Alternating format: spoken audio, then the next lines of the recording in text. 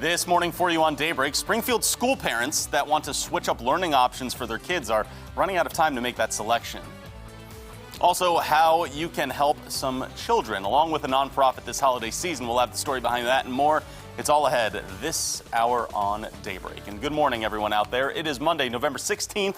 I'm Joe Morano here to kick off a brand new week for you. Jennifer Abreu has the morning off, but we've got one more hour of news and weather to bring you, and meteorologist TJ Springer is here for that. And TJ is back after a day off, but he was working Saturday. And TJ, some of the storms that all came through got pretty dangerous there late at night in the Ozarks, right? Yeah, they really did, Joe. Yeah, ahead of that cold front, had some really nasty storms, produced some tornado warnings, severe thunderstorm warnings, gusty wind reports, some over 70 miles per hour, nasty damage, too. Yeah, and so the cleanup is happening. We've got some stories of that coming up in a little bit here, but also at least we're going to be all clear for several days ahead now, right? We are, yeah, a lot quieter now behind that system, and that'll give us a lot more sunshine here to kickstart our third full week of November. Hard to believe we're getting closer and closer to Thanksgiving. Starting off our morning in Branson, America's Christmas Tree City, going to be a quiet one here, and really that's going to be the case throughout the viewing area. Loads of sunshine on the way this afternoon. Temperatures starting off, though, for some of us,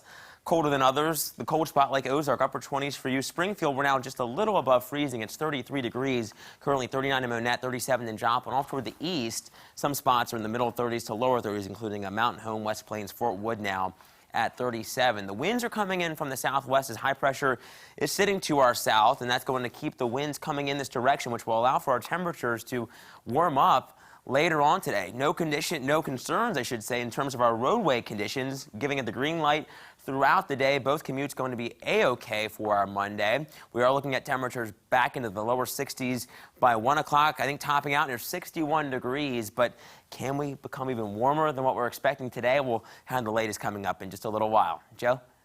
Police are investigating a double homicide that occurred early Saturday morning in Willard. According to police, a 28-year-old male and 30-year-old female were shot inside their home on the corner of Mill and Main Street. Police say the shooting is not random, and it's an investigation that's ongoing. We'll pass along any updates over on our website. And police in Florissant, Missouri, near St. Louis, have arrested a suspect in connection to a fatal shooting of a man there. Police said it was related to a domestic incident. That investigation, again, ongoing. No release of the names of the victim or suspect yet. Two people from Springdale, Arkansas, are dead following a two-vehicle crash in McDonald County Saturday morning. 53-year-old Telny Helson was driving with 42-year-old Marshana Bokadrick as a passenger when the vehicle skidded on the wet road there. According to the crash report, the car crossed into the path of another vehicle and was struck. Both people were pronounced dead on the scene. In some education coverage for Springfield Public School, kindergarten to 8th grade parents, if you plan on switching your kid's learning option for the next semester, you only have one more day to do so. By tomorrow, if you want to switch from in-person learning to virtual or vice versa, you have to call the school to make your change. SPS Chief Communications Officer Stephen Hall says this step toward 4 days of in-person learning is actually paving the way for a return to a regular 5-day seated in-class schedule. If you don't plan on changing options, though, you don't need to do anything. You'll automatically continue into the next semester. Just as we asked parents in the first semester to make their choice for the entire semester, we're also asking them to do that for the second semester. We also heard from Springfield Public School parents about their decisions and reasonings behind them. Our full story is over on ozarksfirst.com for you. New for you today, Operation Christmas Child works to provide God's love to children around the world. Nigel McDonald met with local volunteers and is here today to actually share how you can help them this holiday season. Nigel, good morning. Yeah, Joe, well, good morning. The nonprofit's national week-long event begins today and will run through the 23rd. Now, during this time, the community is being asked to donate a shoebox filled with toys like this one for a child in need. Here, Operation Christmas Child spreads hope to children across the world. A mission logistics coordinator, Chris McNeil, says matters now more than ever. Our goal this year is to pack 20,200 shoeboxes for 2020 just out of the Springfield area.